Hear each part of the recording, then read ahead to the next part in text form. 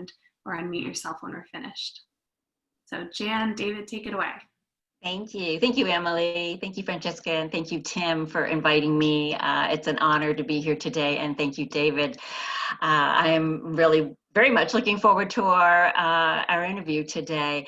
I have many questions for you, but one was that you wrote this as well as directed it. Was this one of the first films that you directed? I know that you had won the Oscar for The Sting, which is one of my favorite movies, by the way. So is this one of the, was this a transition from writing to directing with this film, or had you had another film before you directed this one? No, this was the first film that I directed, and it was funny because after I wrote The Sting, I wrote a huge sort of epic Western. And because I felt like, you know, I won an Academy Award, I've got to follow this with something big. And what happened was they were about to make the film, and then a film called Heaven's Gate came out. Michael Cimino's Heaven's Gate came out, and it was a huge flop. Right. And nobody wanted to make a Western. They didn't want to hear about it. You know, all you had to do was say West, and you were done. The meeting was over. So I spent 2 years on that, and I decided, okay, you know what, I'm tired of, you know, when I went to film school, I went to be a director as much as a writer. And so I decided, you know, I want to direct a movie, but I knew that in order to direct a movie, I would have to direct one that was smaller budget. And so, you know, I'd always loved Cannery Row. When I was a film student at UCLA, during the summer, I spent in Cannery Row 2 summers painting houses just to, you know, to make some money during the summer. And I loved to go down to Cannery Row and just hang out. And I had read the book many, many times.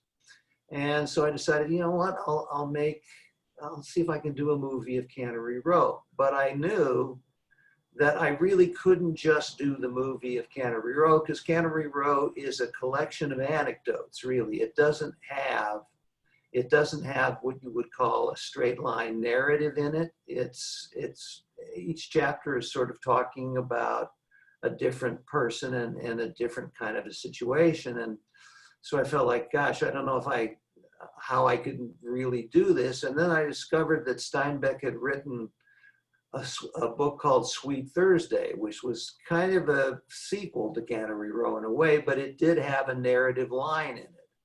So what I did was I combined some of the characters from Cannery Row and the plot of Sweet Thursday, which had some of the original characters. It had McNaboy's, and of course it had Doc, but it also had some new characters like Susie and Fauna, and you know, and then I added some things because I felt like you know, I needed I'd studied a lot about Ed Ricketts and read a lot about him, and obviously he was a remarkable man, a great marine biologist, and really a pioneer in the field. He did things that you know, he sort of pioneered the idea of studying you know, marine life in their natural habitat rather than in a laboratory, and realized that you get much different results when you study them in their habitat as opposed to in the lab. And so, but a lot of the things I read about him, as great as the things he did were, he was in a way sort of a solitary loner kind of a man. I mean, he was very social with everybody he knew, but in some ways he was very kind of by himself. And the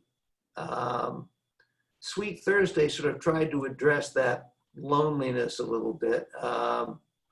But I just felt there was something more needed because Doc, I didn't feel was, because of all the other colorful people on Cannery Row, I felt like the guy carrying the movie, Doc, was in some ways the least interesting. So I felt like I had to give him a bit of a backstory or a secret that kind of explained why he was kind of a man apart, why he chose to stay in this sort of dying town at the time, when he could have gone anywhere and done anything, but he chose to stay there. And that brought up the whole thing with the seer and his having been a baseball player, which Nick Nolte was. I don't know about Doc. I don't know if I know that he loved classical music, and we tried to incorporate all of those things, and the snakes, and obviously the aquarium with the octopi in it, and so it's sort of morphed from being an adaptation of Cannery Row to a kind of a different story that incorporated elements of Cannery Row, but was not really a rendition really of the novel. What I was trying to do, because I couldn't capture the letter, I tried to capture the spirit of those two books.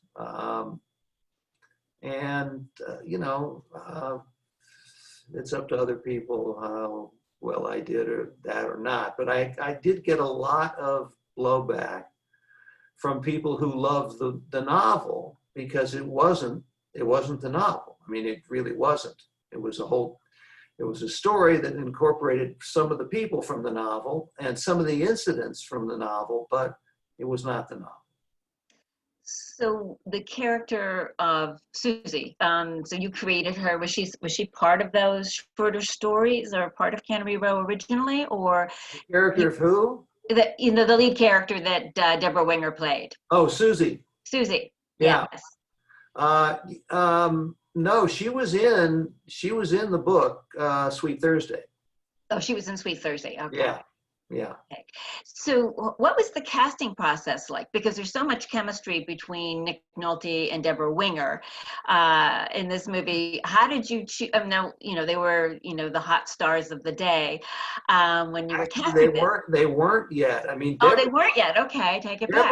Deborah wasn't yet. Nick had done Rich Man, Poor Man. Right. And I don't know whether he'd done The Deep yet with Jacqueline Bisset.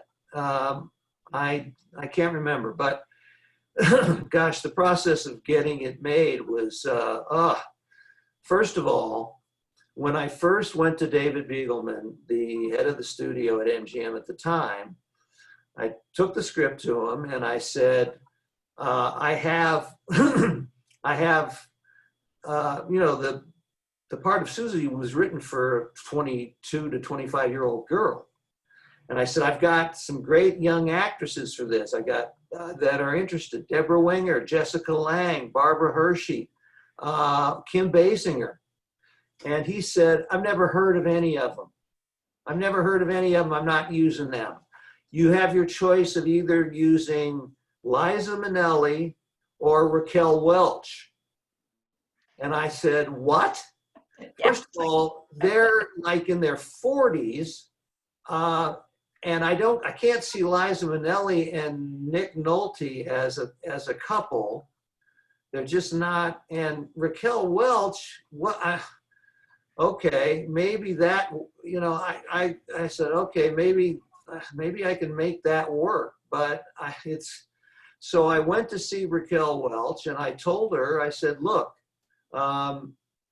you can't be the glamorous Raquel Welch. If you're going to do this movie, and she was dying to do it. She said, this is going to be my two women, thinking that this was going to do for her what two women did for Sophia Loren. Right. And I thought, well, okay, great. But, you do understand you cannot wear makeup.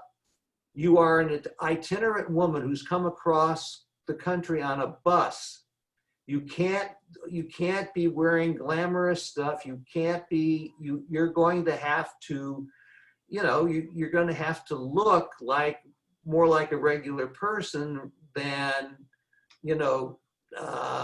sex fantasy Raquel Welch. And she said, David, please, I would kill for this role. I would do anything. Absolutely. So she was originally cast in it. And the first day of shooting, there's a shot where she comes off the bus, the bus pulls up, she comes off. And I was going to do a real hero sort of shot opening of her, where you see, first of all, you see her sort of tattered shoes, and then the camera booms up to reveal her face. And my cameraman was Sven Nykvist, one of the greatest cameramen of all time. I mean, I couldn't believe my luck that in my first movie, I had a cameraman of this magnitude. And so he set up the shot, and we were all ready to go. And we opened, and Raquel came to the set, and she was 3 hours late because she had spent 3 hours in makeup. She got there, she was all made up. She looked like glamour puss Raquel Welch. And I just thought, oh my God, come on. So we had a discussion. We took some of the makeup off. We tried to scruff her up a little bit. And then she objected to the shot. And I said, look, this is Sven Nykvist here. This man shoots women better than any cameraman who's ever lived. Have you ever watched an Ingmar Bergman movie? And she says, I don't care. I don't like it when the camera's below me. Because it'll be looking up my nostrils. And I said, no, it won't, because it's not tilted this way. It's coming this way. So when it gets to your nostrils, it's going to be like this. It isn't going to be like this. But she just refused to do it. And then she was blinking the whole time. So long story short, it was a disaster. David Begelman had to fire her. And I thought, and I wanted to go to him and say, look, this woman is a nightmare. I can't, she's blinking all the time. She refuses to acknowledge it. She is, she's late every day for 3 hours doing makeup I didn't want her to do. And Begelman was upset about it too. So he fired her, but he fired her for cause, which I said, don't do that. Just pay her off. We owe her 90 grand. Come on, that's just pay her. But no, he was upset with her. And so he didn't pay her and just fired her for cause, and she sued them and she won some money. So anyway, he said, okay, all right. So Raquel Welch didn't work out. Which one of these women that I've never heard of, this Kim Basinger, Jessica Lange, Deborah, what's her name? I said, well, I'd like to try Deborah. I think Deborah has the right quality for this. And he said, yeah, okay, fine, go ahead. So that's when Deborah came on the movie. And Nick was really relieved because he could not get along with Raquel at all. And so we had, we started, we had to reshoot the first 3 days or so, but when Deborah came on, that's when we really I was able to go back to the original script. I had rewritten it for an older woman. And, I had her in her mid 30s, but I went back to the younger version with Deborah. Wow, what a story. Yeah. Fascinating. I mean, first of all, that isn't the half of it. Believe me. The stories I have about Raquel Welch, I could go on forever, but I don't want to talk about her. Okay, well, that's it. No, but it's interesting. Do you still have that footage, David, from those 3 days of filming with her? I don't, and I doubt if MGM, it might be in some warehouse stored somewhere. I don't know. That would be fascinating. It was fascinating. Yes, it would be. It would be. Well, then you brought Deborah Winger on. Now, Deborah Winger was also known for not being the easiest actress on the set, but because this was earlier in her career, was she easier to work with? She was easier. The problem with Deborah was that she constantly needed attention and reassurance. I mean, she would call me in the middle of the night and say, David, I've lost the character. I don't know what I'm doing. I said, Deborah, how could you lose the character? We just shot like 7 hours ago. And so I would have to go over and see her and calm her down and talk her off the ledge. And then she'd come the next day and she'd be fine. She also had a habit sometimes of, you know, she walked through a plate glass door during the shoot and cut up her arm, and you know, her hand was bandaged for a while, and she was accident prone, but her attitude was great. I mean, she loved being on the set every day. She would come to the set even days when she wasn't shooting, and she would do the clapper for Sven. She loved Sven. So she would do, you know, the take two, speed, action, boom, you know, she'd do and she loved doing that. And she just loved hanging out on the set. And so, yeah, she was great. She was really great. She got to be a little more difficult later when she got to be a star. And it was funny because I'll tell you a quick anecdote. After we had done Cannery Row, she went and did a movie with Taylor Hackford. And she hated Taylor Hackford. They did not get along at all. And she came to me and said, David, I just had the worst movie experience and I've got to go to the cast and crew screening tonight. Would you go with me? And I said, yeah, okay, I'll go. And then I'm sitting there watching the movie and she's going, isn't this awful? This movie's just awful. I can't stand it. And I'm going, Deborah, I think this movie's pretty good. I think this movie's going to make you a star, actually. She said, come on. I said, no, really. And the movie was Officer and a Gentleman. Right. And it did, you know, it did very well. It did make her a star. And, but to this day, she has fonder memories of Cannery Row than she does of Officer and a Gentleman. And it's just the way actors are sometimes. She just had a bad experience. She didn't get along with the director. And I don't know, I think she was all right with Gere, but Richard Gere, but who knows? So anyway, she was not the problem with me that she became later. Interesting, very interesting. I love Taylor Hackford, by the way. He's a great director. Yes, very good. Let's talk about the famous jitterbug scene. How long did it take to for Nick Nolte and Deborah Winger to learn how to do the jitterbug and the moves that they did in this film, and how long did it take to actually film it? It took them. They took jitterbug lessons for a couple weeks, and Deborah picked it up a little quicker than Nick. Nick is not a natural dancer. Although Nick was an athlete, he was a football player, and he you know, he was athletic, and so he did finally pick it up. But the scene, when we shot the scene, it went pretty well until the final move where she goes over his head. Mm-hmm. And I wanted to use a stunt double for it. And because I didn't want Deborah to get hurt when she fell. And Deborah refused. She said, I'm doing this. I am doing this myself. I am not going to use a stunt double here. And so I finally gave in. I said, okay, Deborah, if you want. I patted the carpet, you know, as much as I could so that when she came over and did the roll and come back to her feet, she wouldn't hurt herself. But, you know, we did it 6 or 7 times before she got it. And when I looked at the footage, I thought, this is really funny.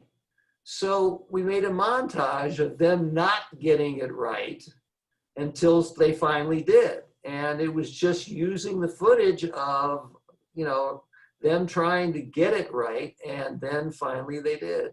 So that was kind of a happy accident. And I'm glad she decided to do it, because we wouldn't have those kind of funny missteps on the way to them finally being able to pull off the move. Well, since you said she's accident prone, did she get hurt doing that? Because that No, looks painful. that was the most dangerous thing she did the whole movie, and she was fine after that. Isn't that funny? Yeah, but everything else was just a big, I don't know. Every day she came in and she was like, she had something. I don't know what she was doing at night, but other than, worrying about losing the character. Nick Nolte and Deborah Winger obviously had great on-screen chemistry. What was their off-screen chemistry like? It was good, actually. Nick was married at the time, and his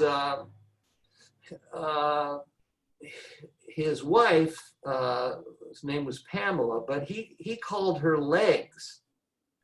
And he introduced her to me as Legs. And I said, Nick, I can't call another man's wife Legs. I'm just not comfortable with that.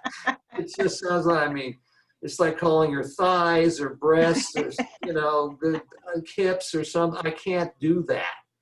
So I just felt, so I called her Pamela, and Deborah and Pamela got along really well. The problem was that Nick and Pamela were big partiers, and they stayed up late some nights partying, and Deborah tried to stay up with them, and Deborah just didn't have the stamina that they had to continue to party all night long.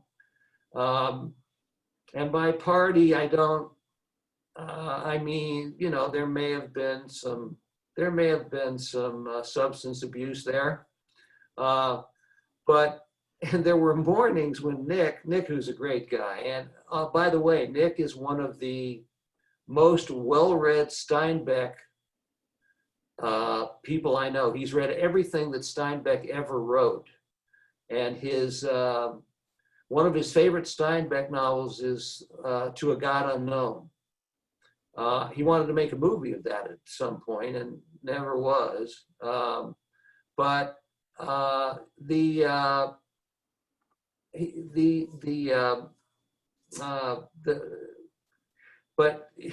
he would come in the morning and he'd walk into the makeup trailer in the morning and he looked like he'd been in a bar fight the night before. His hair was messed up. He looked 10 years older than he was.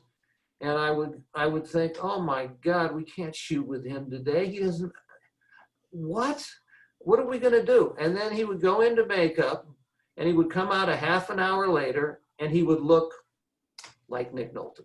Wow. It was amazing. It was an amazing transformation. Now, part of it was the makeup people, but part of it was just Nick. All of a sudden he's, okay, it's work time. And Nick was he was on time every morning. He knew his lines. He was great to work with. Everybody was. I didn't have any of those problems at all, except for one day with Emmett Walsh. But even that turned out to be a misunderstanding. Emmett had I remember one day we were doing a shot and Emmett was, and I was sort of a long shot, so I was further away from Emmett, and I was yelling up to him to do something, and he kept not doing it. And I thought, it was earlier in the movie, and I thought that he was maybe shining me on a little bit, because he was giving me the old, I've done a bunch of movies, kid, and this is your first one. I don't know if I have to listen to you about everything. And I got really upset with him. And I walked up to him and I chewed him out. And then I found out later that he had a hearing problem in one ear, which he didn't tell me about. And I felt awful about it afterwards. So I went and I apologized to him in front of the whole crew. And so we were fine. It was fine after that. But, just as a first-time director, sometimes people give you a little bit of attitude. Yeah. Like, I know better than you.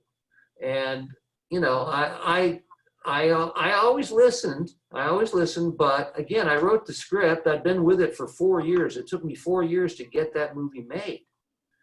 And so I wasn't up for a lot of, you don't really know what you're doing kind of stuff. Right. And I had, I felt I had a good rapport with the actors, and, looking at the movie, there are things I would do differently now, but that's true of almost every movie I've ever done.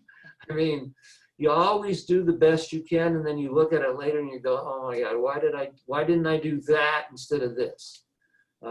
It's one of the reasons it's very hard for me to watch my movies, because even The Sting, Sleepless in Seattle, Major League, they come on television.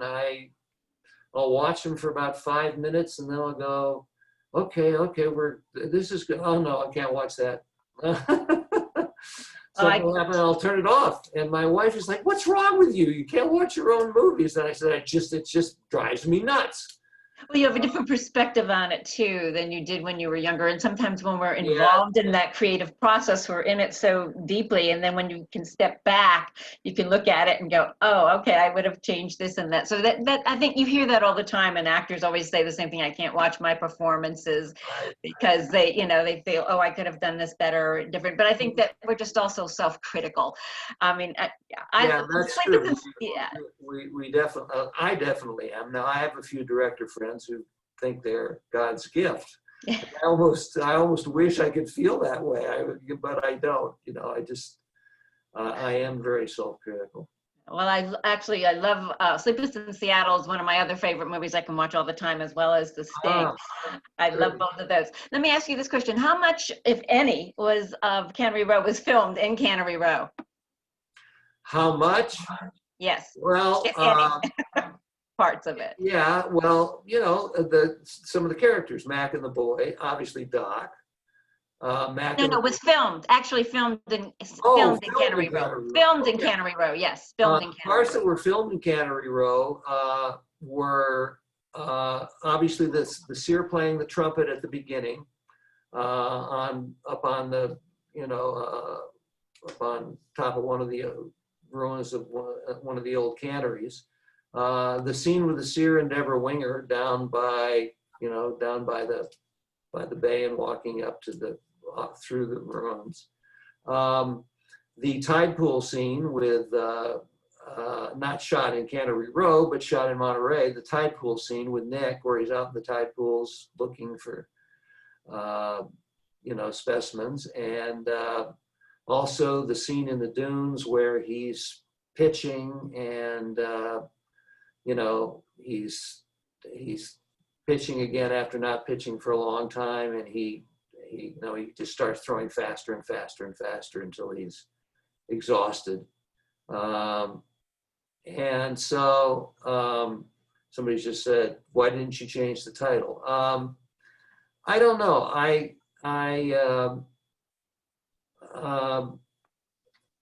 Because it's sort of half and half in a way. It's half Cannery Row and it's half Sweet Thursday. And I didn't, I don't know. I just felt like because Sweet Thursday also takes place on Cannery Row, but Lee Chong's place is now Joseph and Mary's place. And, some of the things are different and renamed, but both books take place on Cannery Row. So that's why I kept the name. What was it like filming in Monterey during that time period? Well, Did it you was film this great. one? It came out in 1982. Did you film it in 81 and part of 81 and 82 or okay. So Yeah. what was it like at that point to film here? Well, it was great. I mean, you know, it's a beautiful place. It just we had wanted to shoot in Cannery Row on the old, you know, even with the wonderful ruined wineries, ruined canneries, and but we couldn't make a deal with the people who owned the property. They just wanted too much money, and we couldn't afford it. So I went back to David Beagleman, and he said, "Well, then you're going to have to shoot on a soundstage." And I thought, well, wait a minute, how are we going to do this? You know, this is a pretty outdoor movie. I mean, you know, Mac and the boys live outdoors. You know, and you want the ocean, and you want everything there. And we built a great set, which went out the doors of the actual one soundstage all the way down to another. And we built a wonderful set, and then, you know, Sven and Richard, who was the production designer, had an argument about how to shoot it. Now I wanted to capture the sort of the whimsical quality of Cannery Row and Sweet Thursday. And so Richard thought, well, then let's do a real kind of, you know, stylized look, you know, with these shafts of purple light, and not try to make anything look actually real. And Sven said, no. I can make it look pretty real. And they were arguing, and between them, they've done 100 movies, and I'm doing my first, and I'm thinking, oh my God, who should I listen to? And I finally went with Sven, and I said, okay, Sven, let's do our best to try to make this look as close as possible to real, because I think the film, because it's whimsical already, if you start to make it, if you have it start to look like Metropolis or something, I mean, it's just not going to work. So, so we built the set. Doc's lab is not like Doc's lab on Cannery Row, because on Cannery Row, his lab was on the second floor, and this is on the first floor, and it looks right off into a sort of boat launching ramp. And so the ocean, the set was built on a tank. There was a tank on that stage, so we could get water up, you know, coming up the boat ramp. And then beyond that, we put up some Mylar, and Richard put up some Mylar, and Sven lit it, and we blew a fan on the Mylar, and it sort of looked like the sun twinkling off the ocean in the background, as long as you didn't get too close to it. Is that where you filmed the famous frog scene? Did you film that on a soundstage, or did you go to the ocean somewhere to film that? Which scene? The frog scene, when they all. Oh, the frog scene was on a stage, on a soundstage. It was. But it was on another soundstage, and what we did was we fogged it up, so you couldn't see. You know, you couldn't see. And what was strange about that scene is we wanted a lot of frogs. We wanted them to really herd a lot of frogs, and at first we brought in 500 frogs. Oh my goodness. And on film, it looked like 20. You couldn't see them. So we had to bring in, we finally brought in 2,000 frogs. Wow. And they were herding them at the end, and then there was enough so that it looked like, oh my God, they've got a real herd of frogs, so that, you know, they can get some money for them for, you know, like they promised Doc. So, yeah, we shot that, and then we had to, when we struck the set, well, before that, after we were finished shooting the scene, we collected all the frogs, but we couldn't collect all of them, and that soundstage became unusable for several months because there were frogs croaking in it. And Oh my goodness. you'd be doing a take, and all of a sudden you'd hear this croaking, and nobody knew where the frogs were. They were hiding somewhere in the soundstage because we couldn't wrangle them all. And yeah, so it was we weren't able. Fortunately for us, that was the only thing we had to shoot on that soundstage. But some other people wanted to shoot on it, and they couldn't do it because of the frogs. I guess they were pretty upset with you after that. They for were. sure. They were not happy with me, and I said, I'm "Look, sure. I had no idea that this would be a problem. I didn't think that. I mean, what is there for a frog to eat on a soundstage?" But Leftover catering food. yeah, whatever. Yeah, whatever. They were still there 5 months later. So Amazing, yeah. amazing. Well, let's open up to questions from our audience because we have quite a few people, and I see questions coming up in the chat room. So, Okay. Emily, do you want to start opening it up?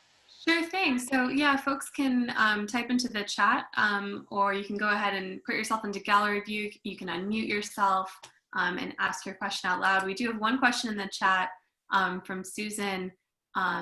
Did you consider several actors to play Doc? Good question. We did, but not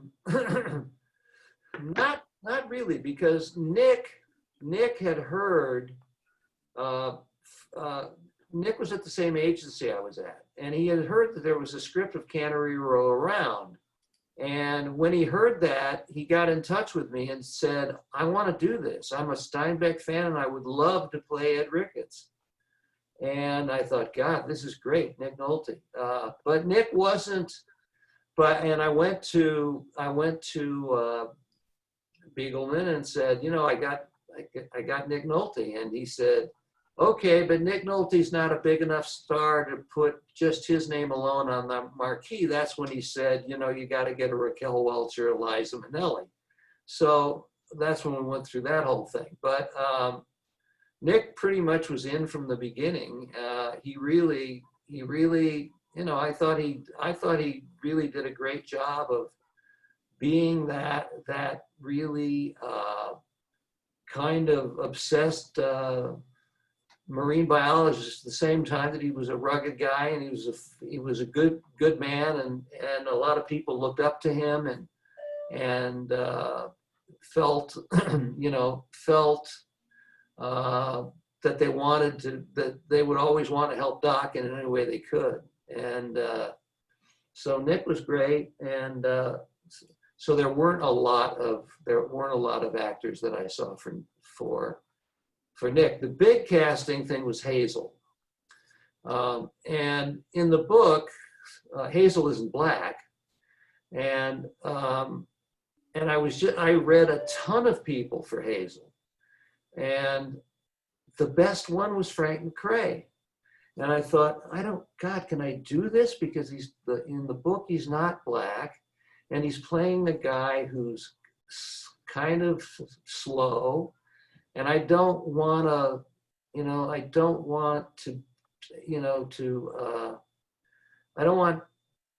the black community to be upset that I cast a black actor in a part playing a man who's a bit slow when it wasn't like that in the book. But Frank was just so great. He was just so good. I mean, when he read, I was like, and I had seen him in a movie with Sylvester Stallone and Ann Archer called Paradise Alley. And he was playing sort of a punch-drunk boxer in it. And that's why I called him in to read. And I was desperate at that point because I just couldn't find somebody who was really a good Hazel. And when he came in and read, everybody just looked at me and said, he's the guy. And I said, yeah, I think he is. So that's how Hazel was cast as a black man. And he was wonderful in that role. I thought he was great, and Yeah. he's a remarkably wonderful man. The easiest actor to work with ever. He used to be a pro football player. He played for the Chicago Bears, and started acting later in life. But was just a tremendous man, and I thought he was great in the part. I just loved what he did. And I was hoping that he would get a lot more work from playing Hazel.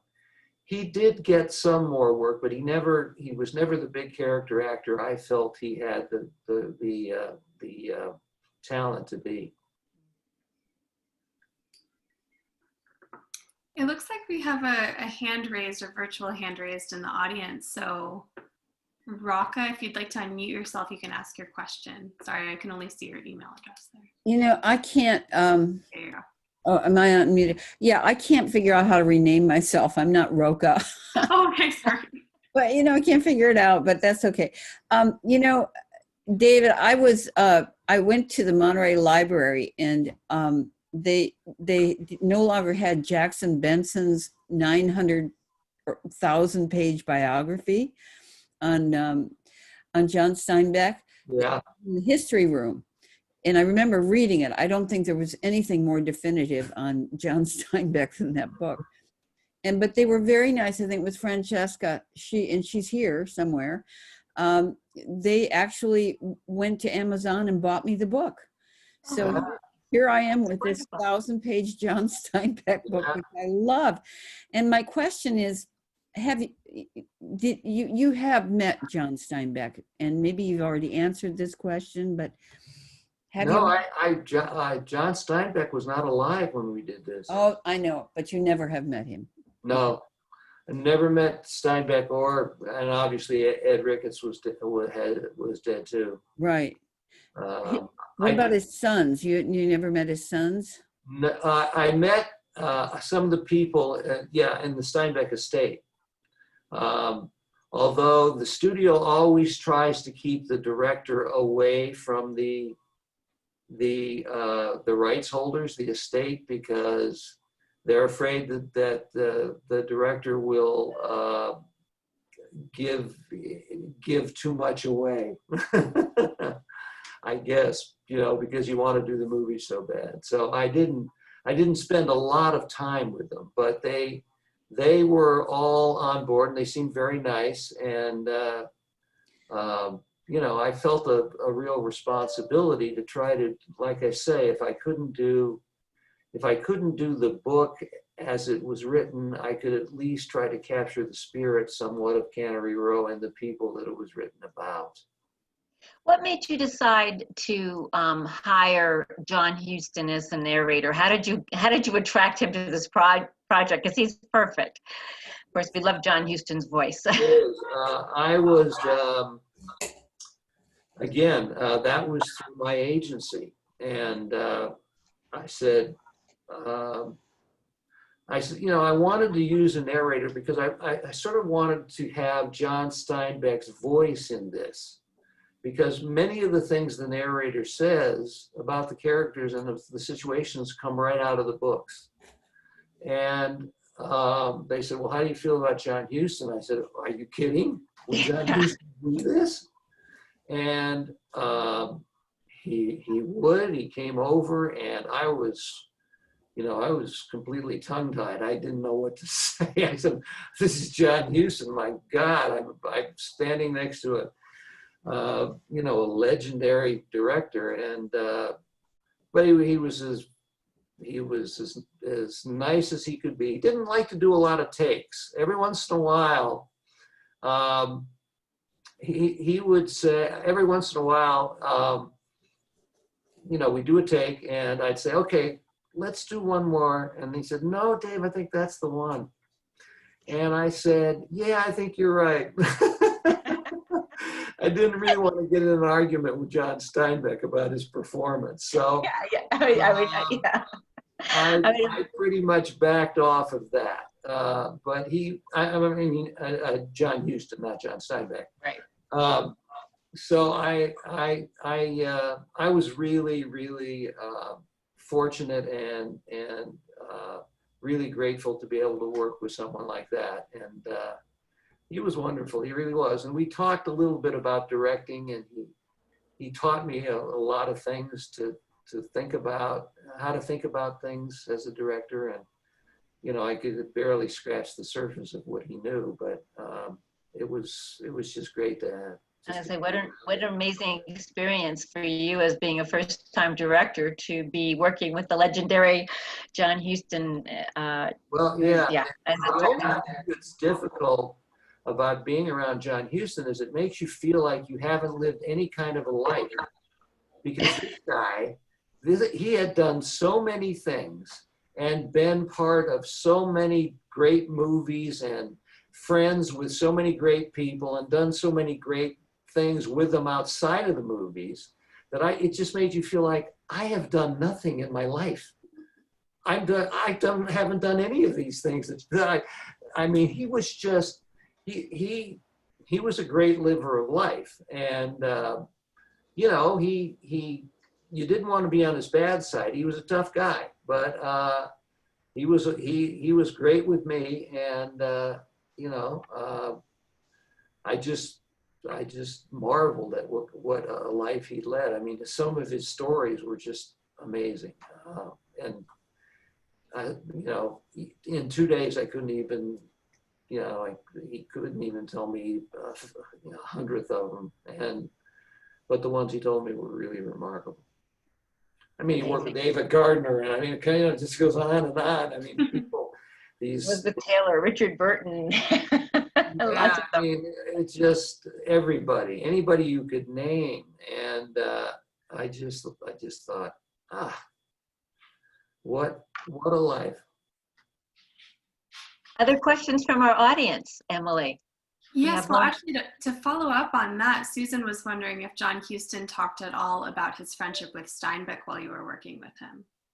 Yes, he mentioned, he did, yes. And I learned some things about Steinbeck from him. You know, he was a real fan of Steinbeck's work. And, you know, I just, and I think part of the way he read the voiceover was influenced a bit by knowing John. So, you know, because he was really right on it. He just knew the tone of what Steinbeck sort of and was thinking when he wrote it. That was a big help. Yes, I can imagine with that performance for sure. Other questions, Emily? Yes, Lee is dying to know, is it true that Nick Nolte wore a corset while filming? Gosh. Yeah, that might be true. Nick, like I say, Nick was, he, you know, he wasn't fat. He just was developing a little paunch, and he didn't want to show that. So there were times it just depended on the scene. But there were times when, yeah, he did. But, you know, that is not uncommon. Actors do that all the time. You know, that's why they always look so good. You say, how do these people always look so good? Well, there are a lot of people, from hairdressers to makeup artists to cameramen, who are making them look amazing.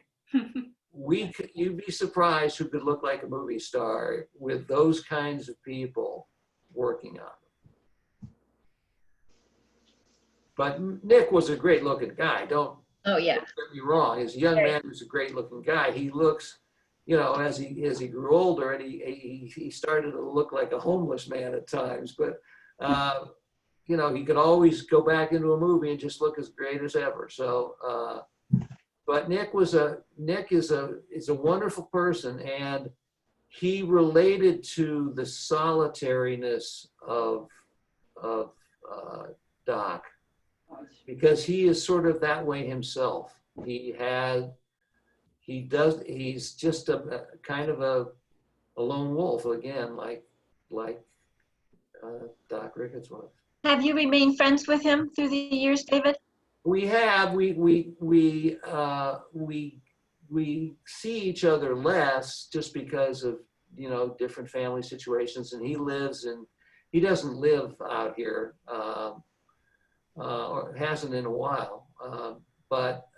So I don't see him, but you know, sometimes there'll be a function when we'll run into each other. We're always glad to see each other, and always, you know, he loved doing Cannery Row.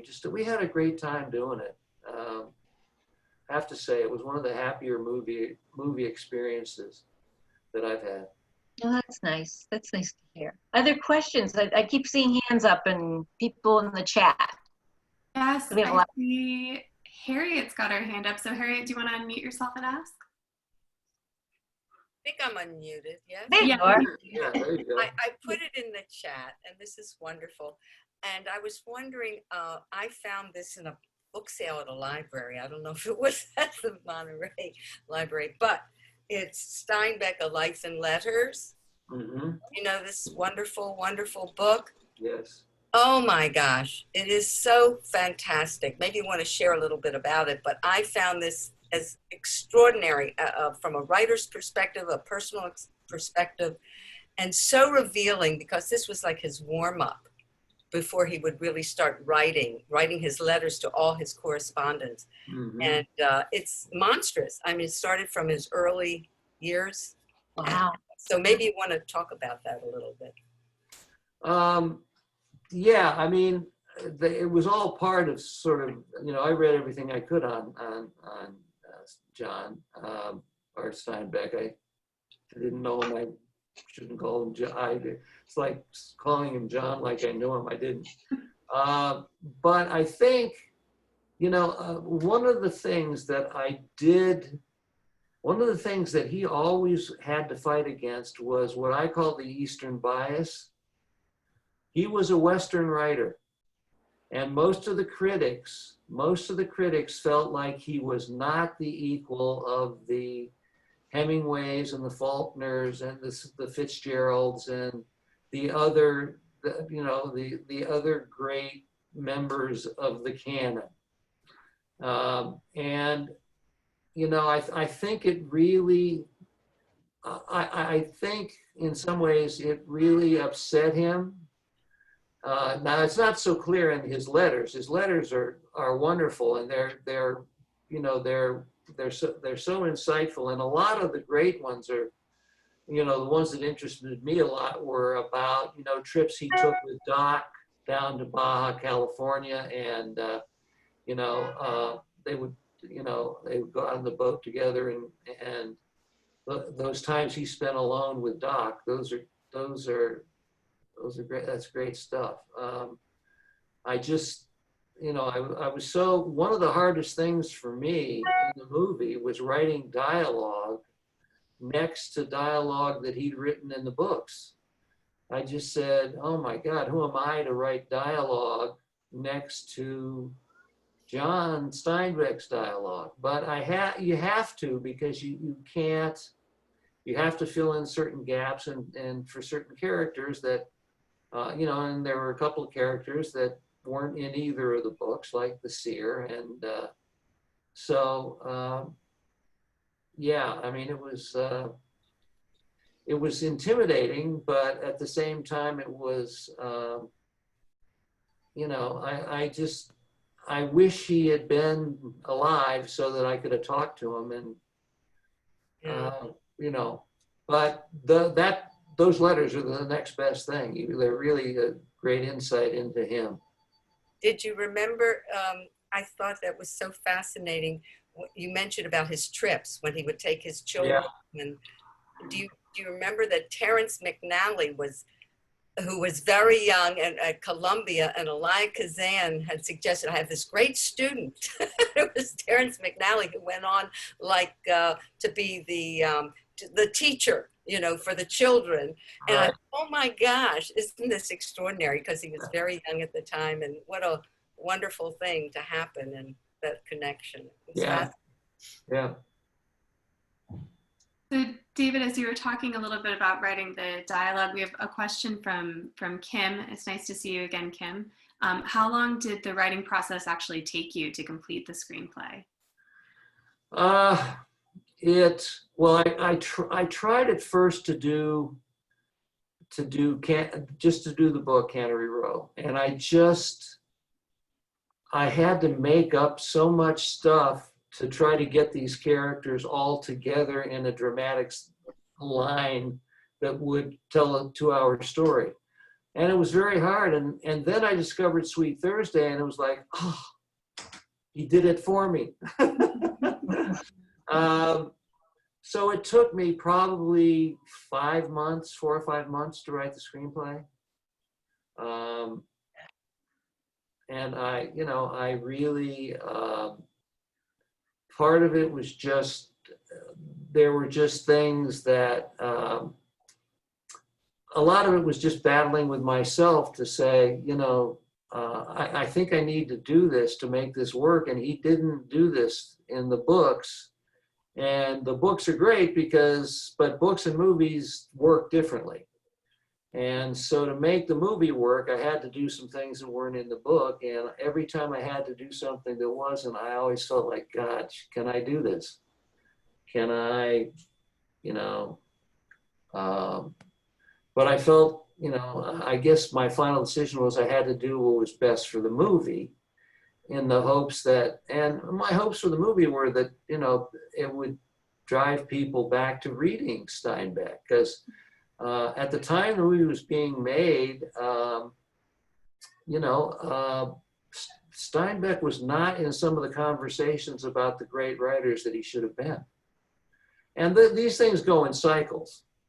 There are times when Hemingway is thought to be a misogynist jerk, and we're not going to read his stuff. And then he'll come back into favor, and this happens. But again, I never felt that Steinbeck has been given his place in writing history that he deserves, because he really was the great chronicler of the common man. And I just, I just don't think anybody's done it better. One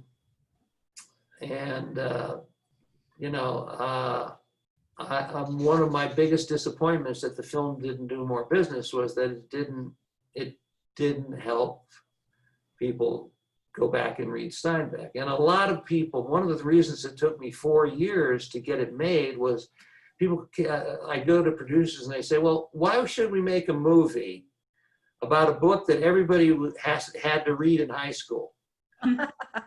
Because they're not going to want to go see a movie because they didn't want to have to read books like this in high school. I said, well, first of all, if they did have to read this book in high school, I imagine they liked it, because I read it in high school and I liked it. And, there was just a different mindset about doing serious writers at that time. They thought it was, the general public just wasn't interested in that level of literature. And, this wasn't, Cannery Row is hardly, like I say, it's a very whimsical movie. It's not an intellectual movie. But still, the fact that it was written by John Steinbeck, a lot of producers felt like, well, they're going to see that by John Steinbeck, and they're going to think this is over their head, or that it's not entertaining or something. I don't know, that it's about people in the Depression or something. It's strange, but I wish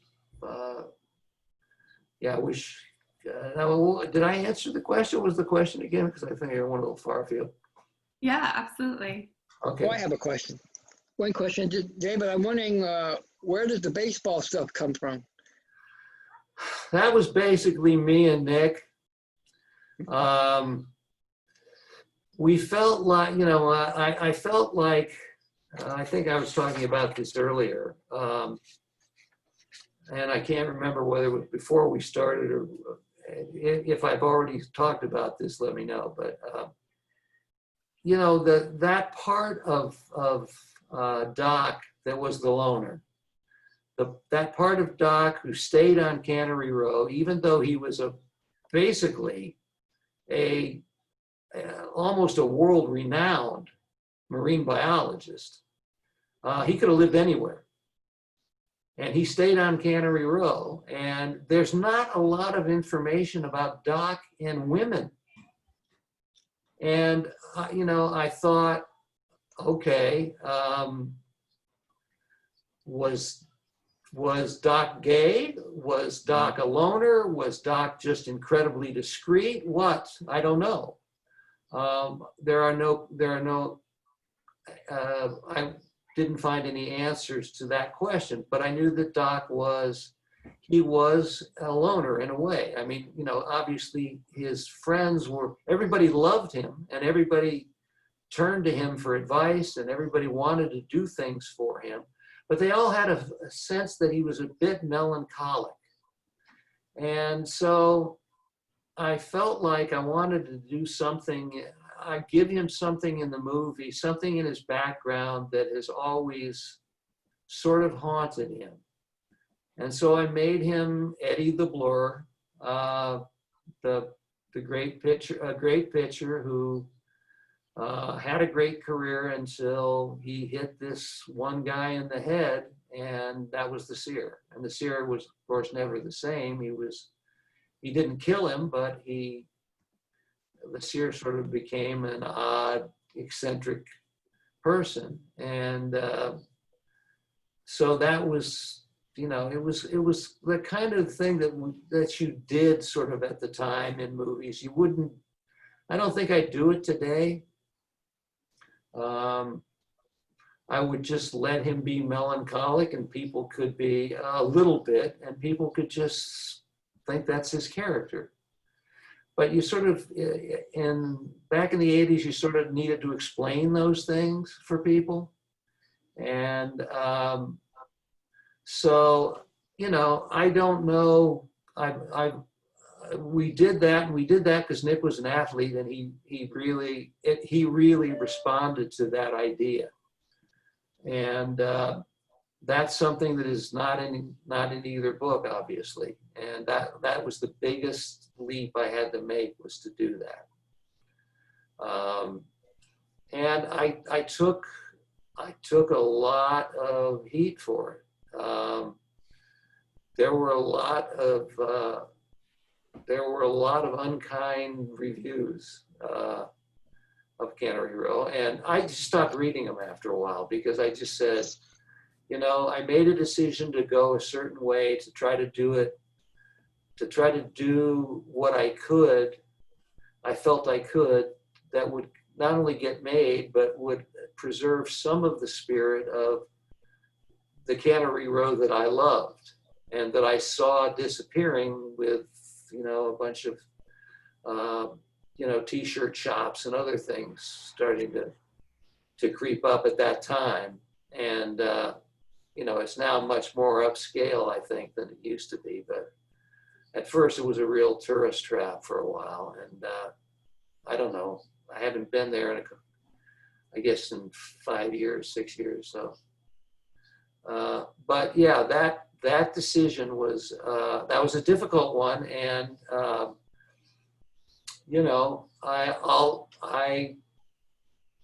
I like I say, if I had it to do today, I might do it slightly differently. Especially because the guy who played the seer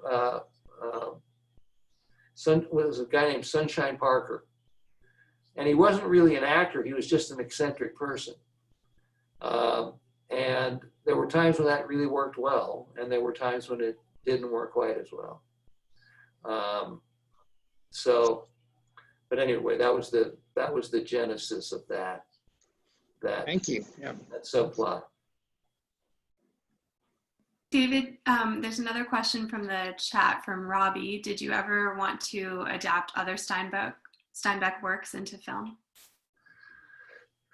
You know, I felt like of the Steinbeck that I'd read, the two that were best for movies, of Mice and Men and Grapes of Wrath, had already been made into great movies. You know, I read To a God Unknown, which Nick wanted to do. It's a much more abstract Steinbeck movie, but they're Steinbeck book, but it's very spiritual. And I was drawn to it, but it was a hard thing to get made. It would have been a hard thing to get made at that time, especially after I'd done Cannery Row and it hadn't done well. I don't think I could have gone back into someone's office with a Steinbeck book and they would have said, yeah, here's the money. It didn't mean I wouldn't have wanted to do another one. But yeah, I was pretty much the last guy that they would want to do one after, you know, Cannery Row just didn't do any business.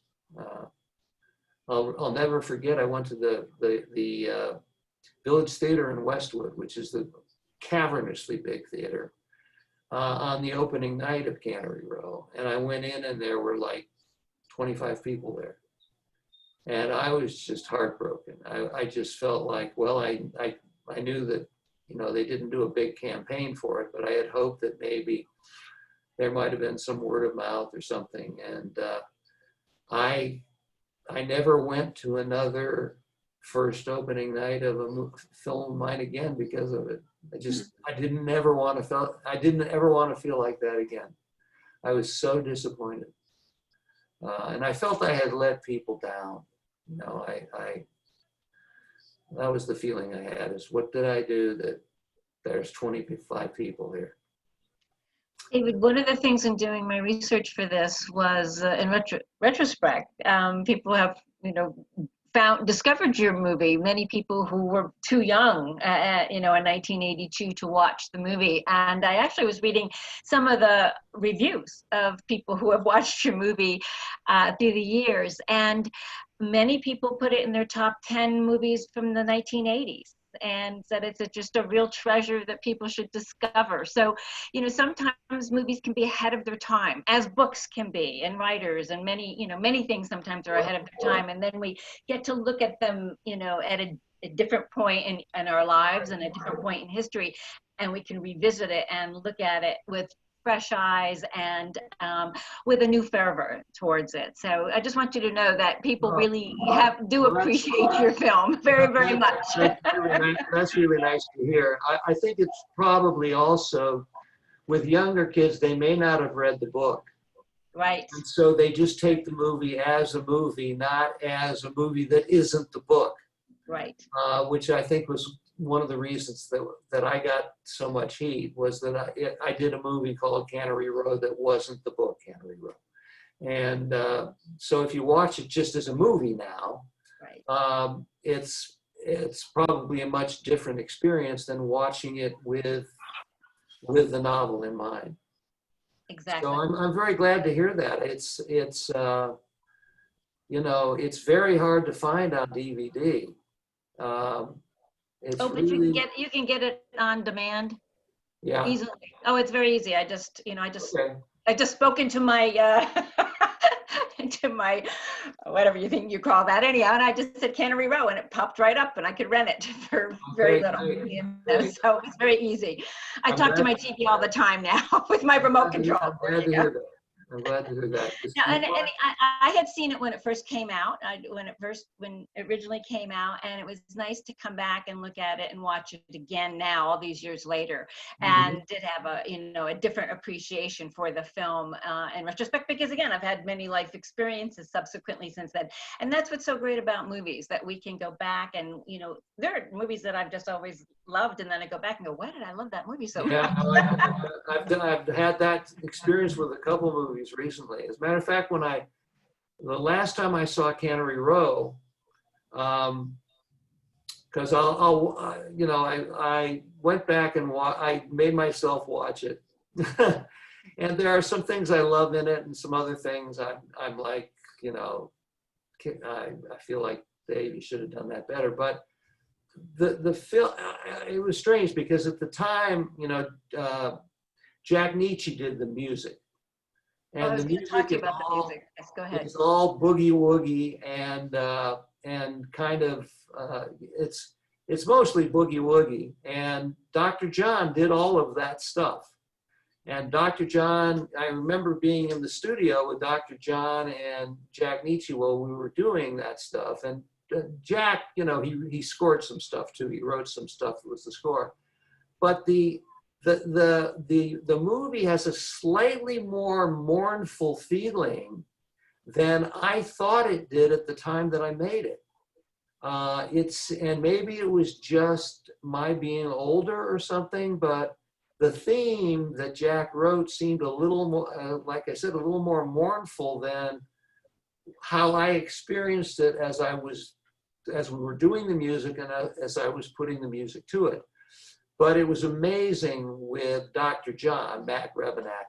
I mean, I would say, okay, John, I need some boogie woogie right here. And he'd just look at it. He'd look at it on the screen, and then he'd just start playing some boogie woogie that he made up. He just made it up. Yeah. The guy was an amazing virtuoso pianist. I mean, and he knew that music like the back of his hand. And he loved that music. And,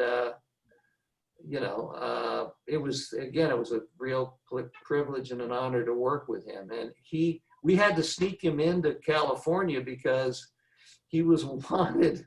He was wanted in California on some kind of warrant for something. It was either a drug thing or maybe it was a divorce thing or something. I don't know. Jack had to smuggle him into California because he didn't want to come back to California, but he did, and he was here for that session, and it was great. Just listening to him play boogie woogie, I could do that all night. And I of course had Mac play boogie woogie too, so that's why I liked it. I wanted to make. That's how we incorporated it in it and had Mac play it. I'm glad you brought up the score because that was one of my questions was about the score. So thank you for being our attention to Dr. John on that. Yeah, he was great. Just a prodigy. I mean, really. Emily, more questions? I just said, can I have a boogie woogie? And I want this feeling in it. Bam. One time right there. Wonderful. What a great. Unbelievable. Genius. Great talent. I still have the soundtrack on tape, and I listen to it from time to time because I really do love the music, but it's again, I was surprised. It just seemed a little more mournful. I thought it was a little more upbeat than it sounded to me now. Interesting. Emily, do we have more questions from our audience? Yes, and we are just about out of time, but I think we have time for one more, and this is a fun one from Audrey. So what was your favorite part of this story and why? My favorite part of the story? Well, I guess my favorite part of it is the love story with Susie and Doc, because that's basically what the movie's, that's the central spine of the movie, as it were. Obviously, that was the part I felt like we had to get right for the movie to work. There's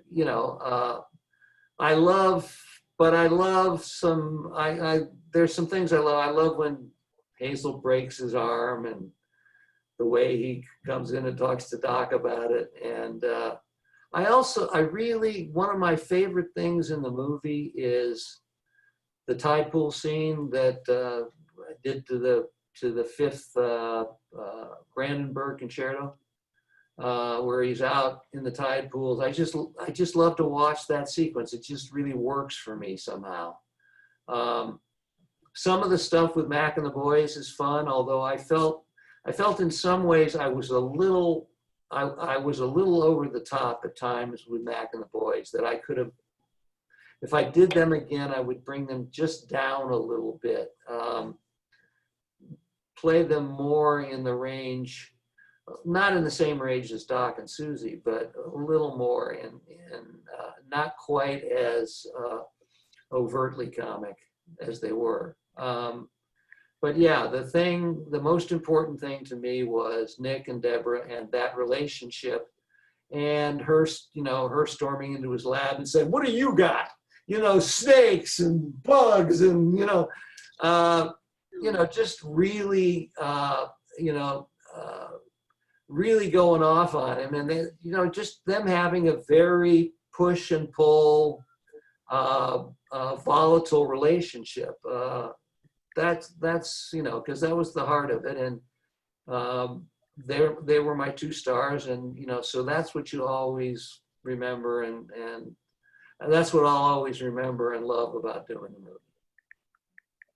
Thank you so much, David. I could sit and listen to you for hours and hours. Oh, thank you. Well, I could sit and talk about Cannery Row for hours. I really could. I don't get a chance to very often, because people always want to talk about The Sting or Major League or Sleepless or Milagro, Beanfield, whatever, and they don't ask me about Cannery Row, and it's like my orphan child. I just feel so good when somebody comes up to me and says, I saw Cannery Row and I really liked it, and I'm just happy they saw it, because it's Cannery Row is a special place for me. It always will be, and I'm glad that at least in some of the film we had a couple shots of at least the ruins of the canneries, so that like the ruins of ancient Rome, they're evocative, hopefully. So anyway, it was a pleasure to be here, and thank you for having me. And I'm really glad you're doing this whole thing. I think it's Thank you. Yeah. And Thank you so much. David, if you're ever in Monterey, I'll give you a real tour of Cannery Row. There you go. Okay, great. I'd love that. Love that a lot. I hopefully I can get, obviously we're in a world right now where we don't go anywhere, but Right. as soon as we are again, hopefully I'll be able to get up there, and I'll look you up, Tim. All right, good. Thank David, you. I'd love to have you on my radio show, so I'll be reaching out. Anytime, let me know. All right, sounds great. Okay, thanks so much, everybody. Thank you. Thank you. Jan, thank you so much. David, thank you. We're getting wonderful comments flooding in the comment section. Okay. Folks, before you sign off, I just want to give a reminder that Saturday is the big Cannery Row Day event that we've all been waiting for. I'm going to share my screen briefly just to remind everybody about all the wonderful events that we have planned. So let me pull this up. Here we go. All right. So on Saturday at 8 a.m., we will be starting the reading of Cannery Row. And so we have all sorts of readers who have filmed themselves reading in front of historic places on Cannery Row and other parts that are mentioned in the book. The event is going to be kicked off by Jimmy Panetta, so I really hope that you'll tune in for that. So it will be streaming from 8 a.m. all the way through 12:30, maybe even longer. We do have some virtual tours that we'll be playing, one at 10 a.m. and one at 12 p.m. I believe the 11 a.m. virtual tour has been canceled, unfortunately. But then starting at 1:30, we have a series of speakers who are going to be tuning in. So I hope you'll be able to join for those as well. They're sure to be followed by some really interesting discussions. So once again, just thank you so much to David. Thank you to Jan for being here today. This has been incredibly special. And thanks to all of our participants and the audience members for tuning in today. Okay, thank you. And by the way, I just want one thing. When I was in Cannery Row shooting, Doc Ricketts' place was a nightclub. Really? Wow. Yeah, there were a couple years when it was a nightclub. And it was exclusive. I think it was a members only nightclub, but It had a dress code. yeah, Oh, yeah, it was interesting thing, interesting little note. So I'll leave you with that. Thanks again so much. Thank you, David. Thank you, everyone. Thank you. Great. Bye-bye.